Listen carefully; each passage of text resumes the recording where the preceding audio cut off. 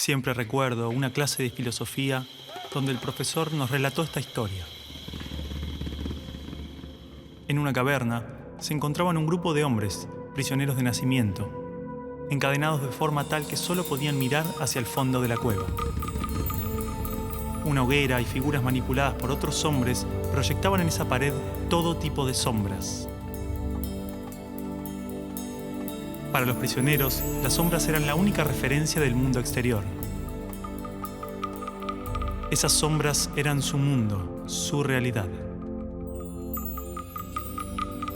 Uno de los prisioneros era liberado y se le permitía ver la realidad entera fuera de la caverna. ¿Qué tanto tiempo le tomaría acostumbrarse al exterior después de toda una vida de encierro? Posiblemente su reacción sería un profundo temor a la realidad. Podría entender lo que era un árbol, el mar, el sol. Asumamos que este hombre puede ver la realidad tal cual es y entender el gran engaño que era la caverna. El profesor nos explicó brevemente las interpretaciones del mito en relación al conocimiento, la ilusión, la realidad, y cómo posiblemente estemos dentro de una gran caverna que a su vez está dentro de otra. Pero no cabe duda de la necesidad de ese hombre libre de regresar y compartirle al mundo lo que había visto.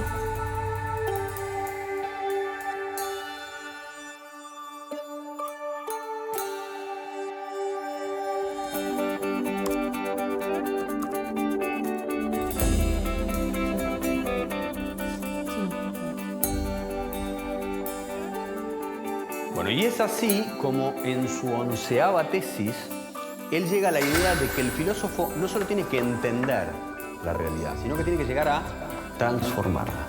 ¿Sí?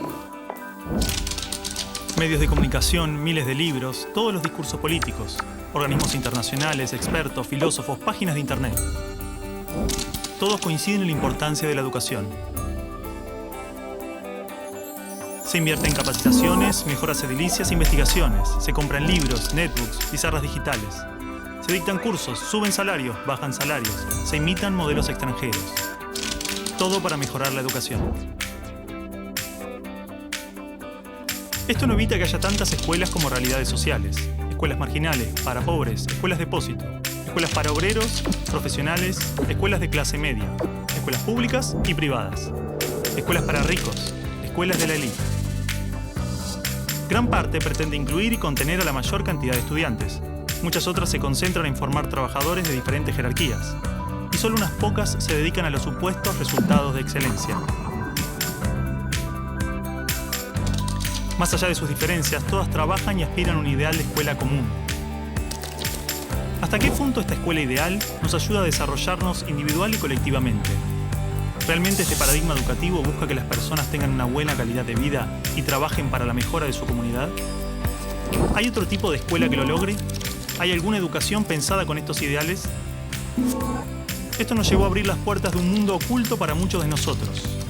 Esta película es parte de un proceso que posiblemente no tenga fin, una pregunta que seguramente no tenga respuesta, una búsqueda sobre cuál es la naturaleza del aprendizaje y la educación, qué errores cometimos y principalmente qué ideas nos sirven para seguir buscando, seguir aprendiendo.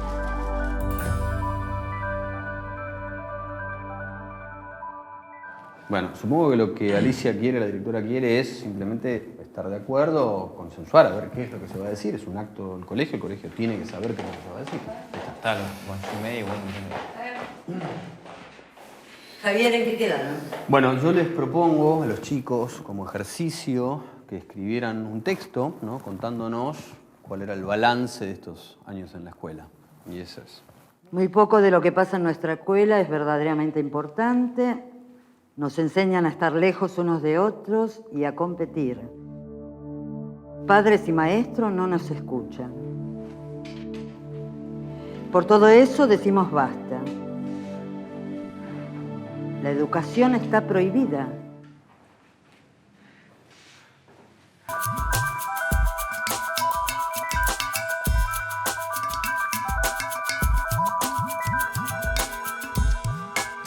Y el estudiante no aprende después de 12 años a leer comprensivamente, no aprende las operaciones matemáticas, no aprende, en fin, aprende muy poquito.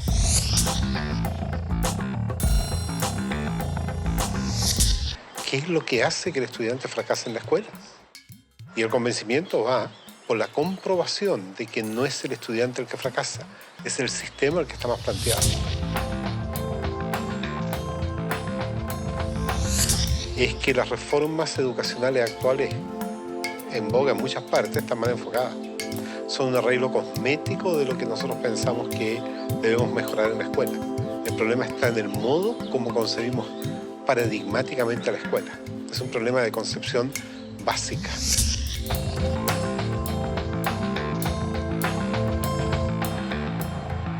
Las escuelas y los colegios de América Latina no son más que espacios de tedio y aburrimiento.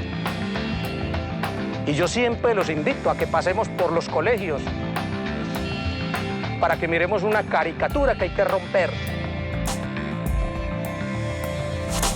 Y es el maestro en un tablero dictando clases en pleno siglo XXI. Eso no tiene sentido. Una materia estática, una materia que no tiene movimiento, una materia que dice solamente palabras. Yo soy el adulto, yo soy el que les va a dar a ustedes esta información. Esto lo tiene que saber así como está, porque es así. Ustedes son los niños a callar y obedecer. ¡Silencio! ¡Cállese! ¡Que usted nunca sabe nada! No buscan, por así decir, otro desarrollo que el desarrollo curricular. Están muy centrados en los propios contenidos. Quien no aprende a leer y escribir y calcular, entonces no está educado. No, porque solamente focaliza el trabajo en algunas capacidades, en algunas áreas.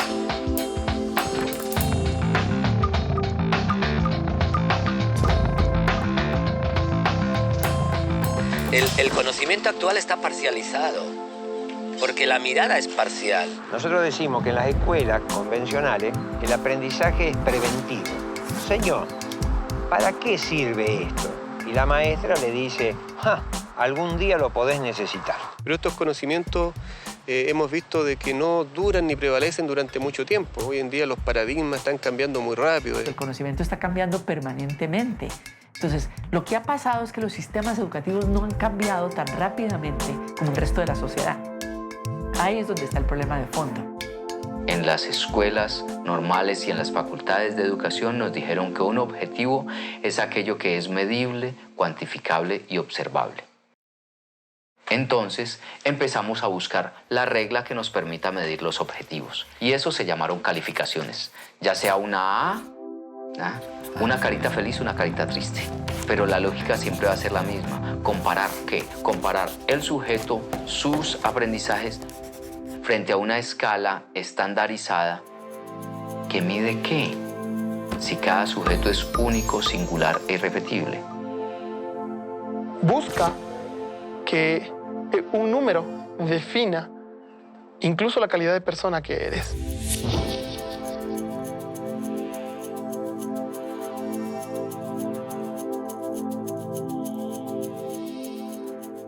Entonces, por ejemplo, creo conflictos a nivel cognitivo. A ver quién es el primero que realiza, con lo cual unos son ganadores y los otros son perdedores. Cada vez que hay perdedores hay alguien que se siente feo.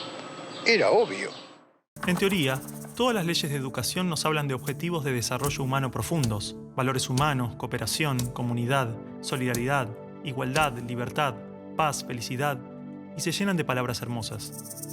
La realidad es que la estructura básica del sistema promueve justamente los valores opuestos. La competencia, el individualismo, la discriminación, el condicionamiento, la violencia emocional, el materialismo. Cualquier idea que se promueve desde el discurso es incoherente con lo que la estructura sostiene. A ver, a pesar de que la escuela teoriza y discute sobre principios y valores, los discute como contenidos. Si yo vengo de un paradigma fragmentado, donde a mí lo que me interesa es enseñar historia, yo voy a ver cuánto de historia sabe este sujeto después de que yo le hablé de historia y le hice leer un libro de historia. Y para mí ese sujeto terminó. No tiene más nada que ver conmigo. Si ese sujeto sufre o no, viene de buena familia o no, tiene plata o no. Es decir, para el maestro tradicional, lo más fácil es seguir haciendo lo que ha hecho durante muchos años. Entonces el enseñar se convierte simplemente en un proceso de reproducción simbólica. No quiero que huele una mosca. En la Argentina, la inmensa mayoría de los niños en este momento dicen, qué macana, hoy es lunes, tengo que ir otra vez a esa escuela. Pero ese no es el peor de los datos. La inmensa mayoría de los docentes en la Argentina dicen eso mismo. Yo creo que los maestros actuales son hijos de un sistema. No es que el maestro nazca o quiera ser profesor para ser bueno o malo. Es lo que el Estado le permite. ¡Basta! ¡Se quedan sin recreo! Ah, no. No me venga con que tiene problemas en su casa. ¿Cómo hago para educar la emoción de estos niños si en mi terciario de formación docente no me hablaron nunca una palabra de las emociones? Si siguen hablando, los voy a separar, ¿eh?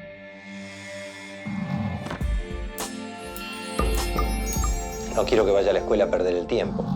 No quiero que vaya a pasar un mal momento. Es decir, en estos momentos un niño de 8 años pasa en la escuela más horas que un universitario en la universidad. No tiene sentido ninguno, no hay tantos conocimientos que aprender en la escuela. La escuela, entonces, no es ni siquiera el lugar de formación. Es la gran guardería, o como lo llamo yo, un gran parqueadero de niños. Sí, bueno, en realidad lo que los chicos me dicen es que este texto ellos pensaban leerlo en el acto. Es un boceto nada más. No es un boceto, ¿no? Así como está lo vamos a leer. No, Martín. Acá hay palabras muy ofensivas y no pueden estar atacándonos gratuitamente. Bueno, si se sienten atacados, por algo será o no. Bueno, para un poco. Alicia, nosotros lo único que hicimos fue cumplir una tarea que nos dio el profesor. Por eso, Alicia, digo que es un boceto. Los chicos van a suavizar este texto. No lo vamos a suavizar, no lo vamos a suavizar. Así como está lo vamos a leer. Martín. No lo vamos a suavizar. No. Martín, esto, así como está, es una falta de respeto. Perdón, me olvidaba que decir lo que uno piensa es faltar al respeto.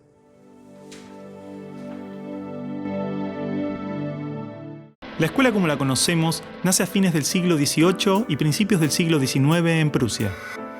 Con el fin de evitar las revoluciones que sucedían en Francia, los monarcas incluyeron algunos principios de la Ilustración para satisfacer al pueblo, pero manteniendo el régimen absolutista. La educación sigue siendo lo mismo, una herramienta para formar trabajadores útil al sistema y una herramienta útil para que la cultura permanezca siempre igual y siempre se repita, lo cual es conservar la estructura actual de la sociedad.